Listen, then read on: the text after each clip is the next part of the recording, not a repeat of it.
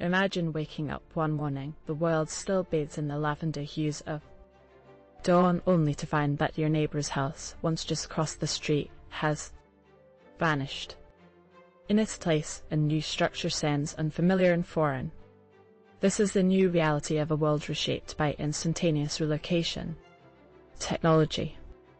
It started as an innovative solution to overpopulation and the urban sprawl crisis.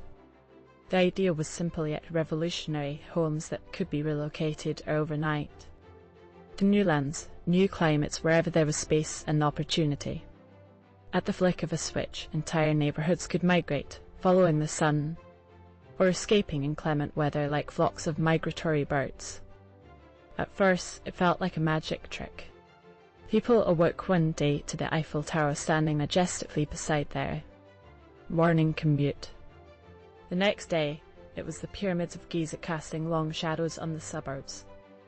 A global nomadic existence had begun, and the possibilities seemed endless. But with seamless movement came unforeseen consequences. The very fabric of community began to fray. Friendships became fleeting, schools were in constant flux, and local businesses struggled to find footing in the shifting terrain. Urban planners and cartographers were driven to madness as cities became fluid. Maps irrelevant by the time they were printed. Personal lives were a whirlwind. Relationships, already complicated, now had the added challenge of geographical instability. Birthdays were celebrated in one time zone, only for the celebrant to relocate overnight, escaping the awkward morning after encounters.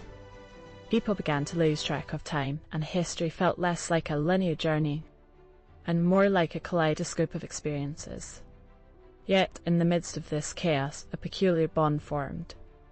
Humanity realized it was no longer defined by borders or fixed addresses, but by a shared experience of impermanence.